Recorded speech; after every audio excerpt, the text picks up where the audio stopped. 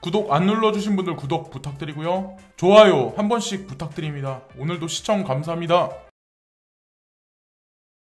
안녕하세요, 찰리브라입니다. 간밤에 밤잠들 아마 설치했을 분들이 되게 많을 거라고 저는 생각을 해요. 어쨌건 우리가 우려스럽게 걱정했던 사건이 발생하긴 했는데, 사실 이거를 헤집어 보면 사실 별거 아닌 별거 없었던 FOMC가 아니었나라는 생각을 하거든요. 그래서 제가 왜 그런지에 관해서 제가 이제 말씀을 드릴 거고, 또 다른 양적 완화가 올 가능성이 상당히 더 높아졌다. 그래서 제롬 파월 연준 의장과 그 의원들이 무슨 생각을 하는지 저는 어느 정도는 다 보이더라고요. 그래서 왜 그런지에 관해서 일단 하나하나 풀어서 이제 말씀을 드릴게요. 그래서 오피셜하게 발표된 건 뭐냐면 2022년, 그러니까 내년에 3번의 금리 인상이 있을 거고, 그리고 2023년에도 3번의 금리 인상이 있을 겁니다. 그리고 연준에서 테이퍼링을 압축해서 강력하게 이제 더블로 할 거다. 그렇게 채권 매입 축소를 더블로 할 거다. 그러니까 시장의 공포심이 자극되긴 한데 빠져나갈 구멍을 만들어 놨어요. 그러니까 FED에서 이제 그런 얘기를 해놨는데, 그게 뭐냐면 인플레이션이 상승해서 우리는 테이퍼링과 금리 인상을 해야 돼. 그러나 우리는 코로나 변이 바이러스를 지켜볼 거야. 그리고 실업률도 지켜볼 거야 라는 얘기를 했거든요. 그래서 그것에 따라서 또다시 말 바꾸기를 할 거예요. 그래서 이게 의미가 없는 거예요, 사실. 그래서 지금 시장에선 그거를 반등의 어떤 그 트리거로 삼아서 지금 스마트머니들이 움직이는 게 아닐까라는 생각을 하고, 마지막에 이제 연준 의장이 뭐라고 말씀하셨냐면 경제가 둔화되면 금리 인상도 느려질 거다라는 얘기를 했거든요. 그러니까 이 계획이 아무 의미가 없는 거예요. 그러니까 그런 관점으로 그냥 마음 편안하게 보시면 되고, 뭐라고 이제 파월 연준 의장은 인플레이션의 위험이 증가했지만 연준은 여전히 결정을 내리기 전에 경제적 병목 현상을 살펴보기를 기다리고 있다. 그러니까 실업률, 가장 중요한 건 이제 실업률이고, 12월 달 PPI하고 그런 것들이 이제 나오겠죠. 1월 달에 나올 텐데 어떻게 나올지 그건 뻔히 이제 우리가 예측을 할 수가 있어요. 왜냐면 지금 전 세계 모든 국가는 어떤 이 코로나 변이 바이러스에 관해서 폐쇄 아닌 폐쇄 정책을 지금 피고 있어요. 우리나라도 지금 현재 마찬가지잖아요. 자영업 시장, 소매 판매 전부 다 지금 축소해서 하락하고 있는 현재 와중이에요. 지금 현재 상황이. 근데 이거는 미국도 아마 마찬가지일 거예요. 마스크를 끼라고 그런 얘기를 했다라고, 그런 얘기를 제가 들었다고 알고 있거든요.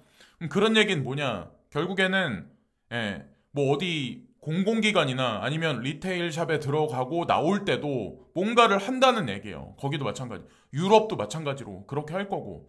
그래서 그러나 더 주목할 만한 사항은 수익률 곡선, 그러니까 커브드라고 하거든요, 일명.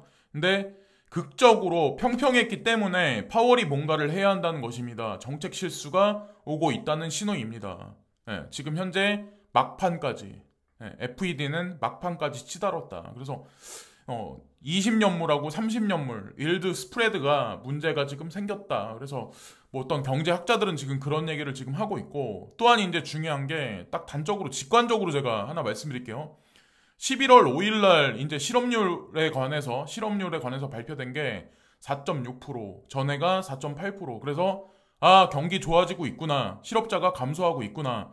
2021년 12월 3일 날, 그러니까 11월 달치가 이제 발표된 거죠. 이때는 전에 4.6에서 4.2, 그러니까 계속 내려가는 거죠. 계속 내려가니까 연준에서도 이거를 이제 빌미로 해서 그런 얘기를 했던 거예요. 사실은 지금 테이퍼링과 근데 여러분들이 이제 지켜보셔야 할 항목이 뭐냐면 2022년 1월 7일 날 실업률이 아마 발표가 될 거예요. 12월 달치가. 근데 전해가 4.2죠. 이거보다 내려가야지 연준에서는 테이퍼링과 금리 인상에 관한 명분을 삼을 수가 있어요. 근데 여러분들 아시다시피 지금 전 세계는 폐쇄 아닌 폐쇄 정책으로 지금 하고 있어요. 실업자는 늘어날 수밖에 없어요. 경기는 하락할 거고, 경기가 상승한다면 테이퍼링과 금리 인상을 지속적으로 밀어붙이겠지만 경기가 하락할 건 뻔해. 크리스마스임에도 불구하고 사람들은 소비를 작년보다 많이 안 할 거예요. 그 지표가 그대로 아마 트리거로 작용할 거고 실업률은 다시 상승할 가능성이 높고 그래서 연준에서는 정책을 변경할 가능성이 상당히 높다는 거죠. 그래서 제가 설마 양적 완화 하겠어요라고 저한테 물어보시더라고요. 양적 완화는 할 수밖에 없어요.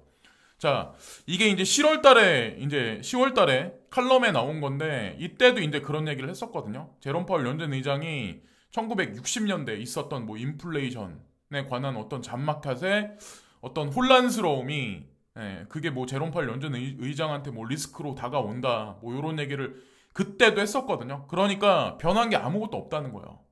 또다시 이제 명분을 붙인 거죠. 그러니까 어떤 연준에 대한 지휘권이나 어떤 그 자리에 관한 어떤 그게 있는데 그것에 관해서 지금도 그 얘기를 계속 안 하고 용인해버리면 지위 자체가 흔들려버리니까 시장 스탠스에는 이제 공포감을 주긴 했지만 실질적으로는 아무것도 없었다는 거죠. 내용을 보면 빠져나갈 구멍은 만들어놨고 그리고 이제 저한테 그레이스케일 자산 운용사에 있는 이제 상품 중에 몇몇 개 코인에 관해서 걱정한다, 걱정스럽다. 그래서 그게 진짜 올라갈 수 있을까요? 라고 이제 저한테 의심하시면서 물어보시는 분들이 있는데 여기 OTC 마켓 담당자가 있거든요. 이분이 이제 뭐 유튜브에 나와서 뭐 설명을 했나 봐요. 그래서 이 그레이스케일 자산 운용사에서 이 얘기를 하더라고요. 9개의 암호화폐 펀드가 공개적으로 거래된다는 사실을 알고 있습니까? 이거는 기관 투자가들이 움직이는 거예요. 이 9개의 암호화폐 펀드는 이건 개인 투자자들하고 상관이 없어요. 사람들이 이제 오해하는 게 있는데 그레이스케일 자산 운용사의 거의 대부분은 90%가 넘는 고객들은 기관 투자가들이에요. 우리 같이 그냥 뭐 많은 것을 계산하지 않고 그냥 투자하는 사람들이 아니라 기관 투자가들이에요. 이거 요목조목 다 따지고 돈 잃지 않기 위해서 투자를 하는 사람들이에요. 그래서 여기 나와 있는 거대로 여기 나와 있죠. 뭐 OTC 마켓에는 BCH, ETC, 이더리움, 그리고 비트코인, GDLC, 그리고 스텔라 루멘, 호라이즌, 라이트코인, 지캐시 뭐 이런 것들이 OTC 마켓 그룹에서 이걸 움직인다. 그래서 OTC 마켓 그룹에 관해서 궁금하신 분들은 트위터를 조사해서 들어가시면 되는데 뭐 11,000개나 되는 어떤 그 기업들이 투자를 진행하고 있고 하여튼 뭐 그렇더라고요. 그래서 제가 이제 말씀드리고 싶은 건 뭐냐면 내가 여기 나와 있는 코인에 물려 있다. 저도 물려 있어요. 저도 물려 있는 거 있어요. 물론 뭐 예전서부터 투자한 돈에서 들어간 거기 때문에 엄밀히 따지고 보면 물려 있다라고 보기에는 좀 그렇지만 어쨌건 물려 있어요. 저도 물려 있는 거 있는데 그게 지금 당장 중요한 게 아니라 얼마에 파실 건가요라고 제가 여기 써놨잖아요. 이 코인 시장이란 게 얼마에 파는 게 중요해요. 예를 들어서 이 파일 코인을 예전에 저 아는 형한테 25,000원인가? 그러니까 25,000원 무렵에 추천한 적이 있었어요. 그리고 나서 약간 하락을 했어요. 그때 당시에도. 근데 그리고 나서 어떤 일이 있었냐면 이게 3만원인가까지 올라갔어요. 25,000원에 3만원. 그래서 5,000원 남기고 그 형이 전부 다 팔았어요. 전부 다 팔았어요. 그리고 나서 30만원 언저리까지 올라간 적이 있었어요. 그 형은 그러니까 파일 코인을 개당 5,000원씩 남겨서 되게 좋아했었어요. 그 당시에. 그리고 나서 30만원 올라가는 걸 보고 닥쳤던 게 지붕을 쳐다봤죠. 그리고 뭐 디센트럴 랜드도 마찬가지로 저가에 제가 매수 추천했었는데 결국 매수를 안 했었어요. 근데 그리고 뭐 비케도 마찬가지로 뭐 어떤 분이 뭐 물려있다. 근데 얼마에 파는가가 중요한 거라니까요. 그리고 기관 투자가들이 집중해서 지금 뭐 거래를 지금 하고 있는 거고 매집을 하고 있는 거고 개인들은 관심 없다. 뭐 이거 기술적으로 뭐가 있냐. 여기 나와 있는 코인들 막 그렇게 볼 수도 있고 사라지진 않을까 걱정들을 되게 많이 하시겠지만 OTC면 기관하고 엮여 있는 거예요. 얼마에 파실까? 그거를 걱정하세요. 당장 그냥 눈앞에 보이는 숫자를 걱정하지 마시고 그런 관점이 좋지 않을까라는 생각을 하고 제롬 파월 연준 의장이 인플레이션은 다음 해에도 계속해서 우리의 목표 2%를 넘어 상승할 것입니다. 라는 얘기를 했죠. 그러니까 연준의 통제 범위를 벗어나는 거에 관해서 이 문장 한마디가 사실은 인정한 거예요.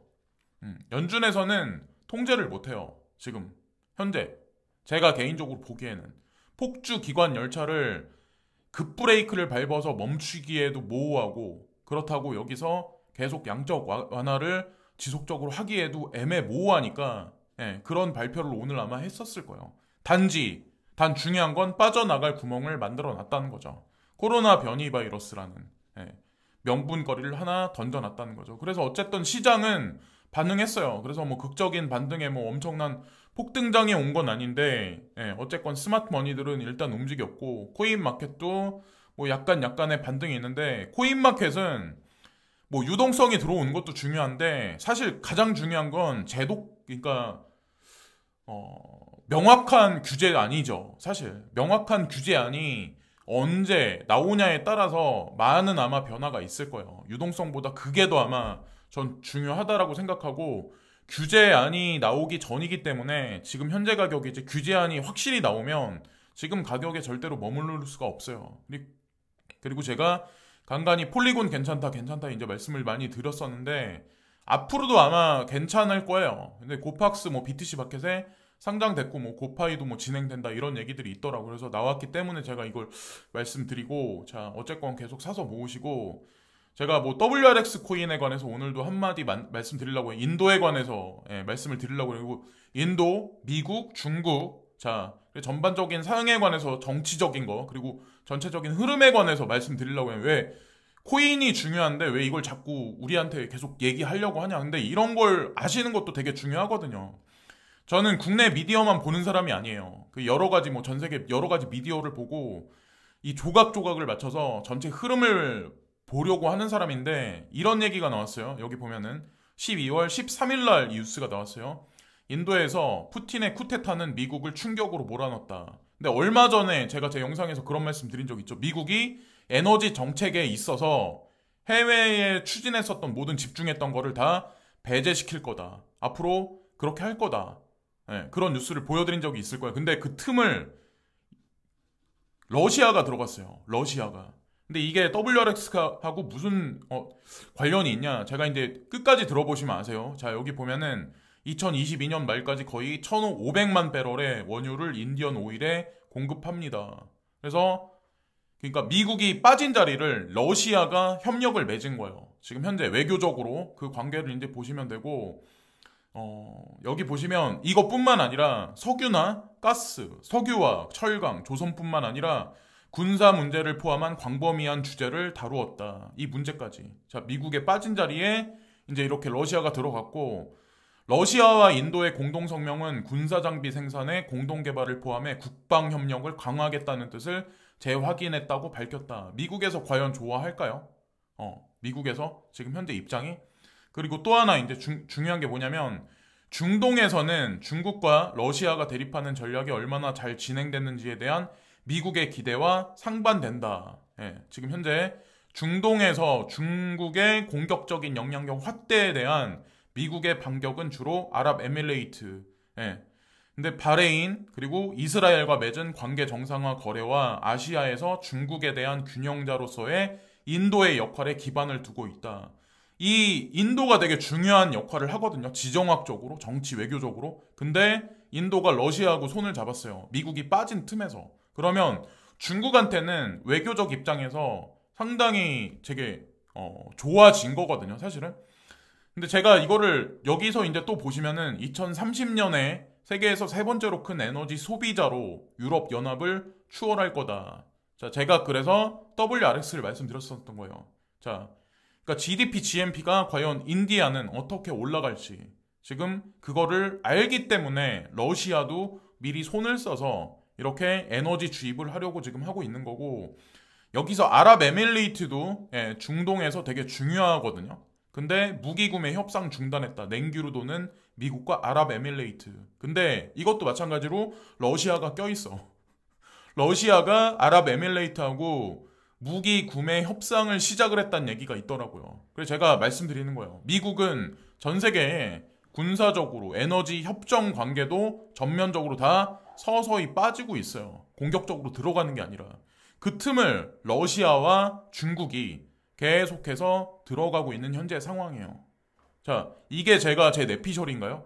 그리고 15일날 중러 화상 정상회담이 있었는데 내년 2월에 베이징 올림픽 대면 회담 앞서 이례적 화상회담, 미국 압박에 공조 과시, 대만 문제, 올림픽 보이콧에 밀리는 중국, 우크라이나 사태 임박에 러시아 상호 지지 절실 같이 공조해서 자 우크라이나 문제하고 대만 문제에 관해서 뭐 본인들 입장을 지속적으로 피겠다. 근데 나토에서는 계속해서 막 협박을 지금 러시아에 대고 막 계속 협박을 하는데 중요한 건 우크라이나가 에너지 문제에 있어서 러시아에 의지하는 비율이 뭐 가스 비율은 제가 알기로는 뭐 80%인가? 80% 이상이고 오일도 마찬가지로 거의 80% 이상이에요.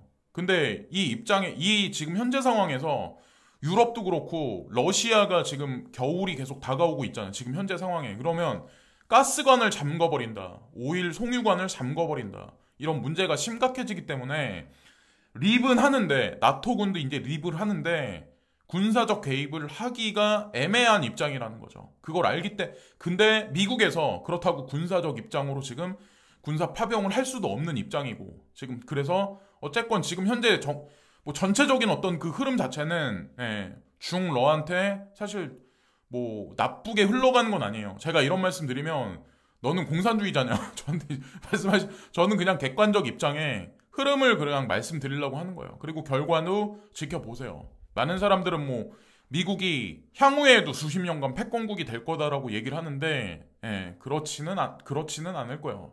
지금 현재 돌아가는 상황을 보세요.